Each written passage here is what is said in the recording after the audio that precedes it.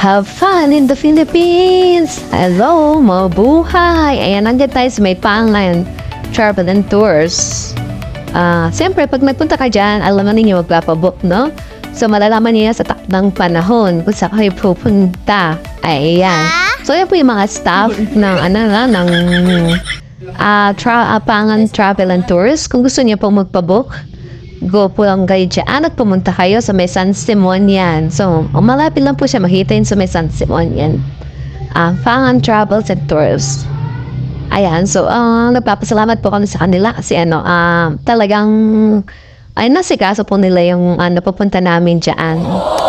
And of course, thank you sa boss nila na maganda, napakabata pa, business-minded siya.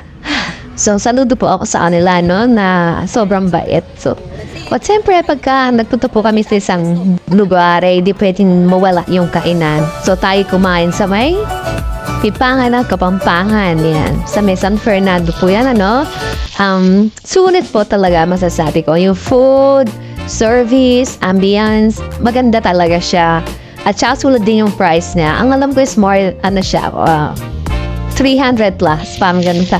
Wala naman siya sa 400, pero sulit po talaga.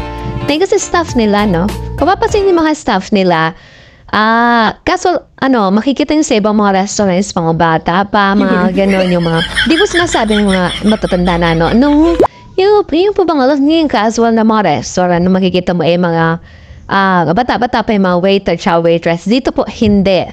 So, saludo po ako sa may-ari ng Pipangan ng Kapampangan at binigyan ng chance. Yung mga ganyan parang yung ba yung walang discrimination ng age sa kanila. So, saludo po ako sa inyo. Kaya pinagpapala po ang restaurant ninyo. So, kumain na po kayo, try ninyo. Wala na, especially din po yung panilang halo-halo. So, ako yung nag-crave ng halo-halo doon. Kasama yan sa buffet nila.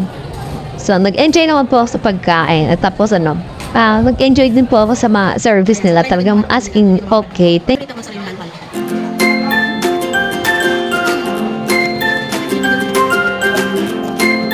Ayan ang ebidensya na masarap ang pagkain nila. Ayan, lahat. Simot.